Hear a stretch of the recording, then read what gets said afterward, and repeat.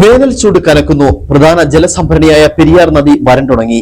ജലലഭ്യത കുറഞ്ഞതോടെ ആളുകൾ കുടിവെള്ളത്തിനായി നെട്ടോട്ടമോടുന്ന അവസ്ഥയാണ്. കാർഷിക മേഖലയും തകർന്നടിയുന്നു. കാലാവസ്ഥാ വ്യതിയാനം മൂലം ജനജീവിതം പ്രതിസന്ധിയിലെത്തിക്കഴിഞ്ഞു. ഹൈറേഞ്ചിലെ ഏറ്റവും വലിയ ജലസംഭരണിയാണ് പെരിയാർ. 3 മാസം മുമ്പ് കുലംകുത്തി ഒഴുകിയ പെരിയാർ ഇപ്പോൾ അരുവിയായി മാറിക്കഴിഞ്ഞു. കനത്ത ചൂട് കാരണമാണ് പെരിയാർ വളരെ വേഗത്തിൽ വറ്റിവരേണ്ടതിന് കാരണം. പെരിയാർ വറ്റിവരേണ്ടതോടെ നൂറുകണക്കിന് കുടിവെള്ള പദ്ധതിയുടെ പ്രവർത്തനവും താളം കഴിഞ്ഞു. ഇതോടെ കുടിവെള്ള ക്ഷാമവും രൂക്ഷമായി. പെരിയാർ വറ്റിവരേണ്ടതോടെ തീരപ്രദേശത്തെ കാർഷിക വിളകളും കരിഞ്ഞുടങ്ങി തുടങ്ങി. പെരിയാറ്റിൽ കെട്ടിക്കിടക്കുന്ന മലിനജലം കുടിക്കേണ്ട അവസ്ഥയിലാണ് തീരദേശത്തെ ജനങ്ങൾ. നിലവിൽ പെരിയാറ്റിൽ പാറക്കൂട്ടങ്ങൾ മാത്രമായി കഴിഞ്ഞു. അരുവി പോലെ ഒഴുകുന്ന നീർച്ചാൽ മണ്ണുകൊണ്ട് ബണ്ട് നിർമ്മിച്ചാണ് കുളിക്കാനും അലക്കാനും ജനങ്ങൾ ഉപയോഗിക്കുന്നത്. അതാണ് ഏറ്റവും വലിയ പ്രശ്നം. കുടിവെള്ളമില്ലാത്ത അവസ്ഥയുണ്ട്. എത്ര തന്നെ പരിശ്രമിച്ചിട്ടും ഉണ്ടായിരുന്ന കുളങ്ങളും ഉണ്ടായിരുന്ന തോടുകളും ജലസ്രോതസ്സുകളും എല്ലാം വറ്റിപ്പോയതിന്റെ ഒരു വലിയ വറുതി അനുഭവിച്ചുകൊണ്ടിരിക്കുകയാണ്.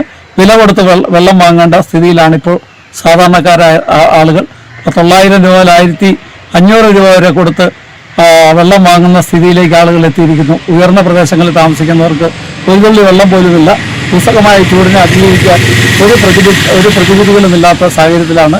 എന്തായാലും ഗവൺമെന്റും ബന്ധപ്പെട്ട ഭരണാധികാരികളും ത്രിതല പഞ്ചായത്തുകളും ആരോഗ്യവകുപ്പും ഉത്തരവാദിത്തപ്പെട്ട മുഴുവൻ ആളുകളും ഒരുമിച്ച് ചർച്ച ചെയ്ത് നമുക്ക് സാധാരണ ജനങ്ങളുടെ ജീവനിലവാരം, ഹൈറേഞ്ചിലെ ജനങ്ങളെ എങ്ങനെ ഈ അപകടത്തിൽ നിന്ന് രക്ഷിക്കാമെന്നുള്ളതിനെക്കുറിച്ച് ആലോചിച്ച് തീരുമാനമെടുത്ത് പ്രതിവിധി ഉണ്ടാകണമെന്നാണ്.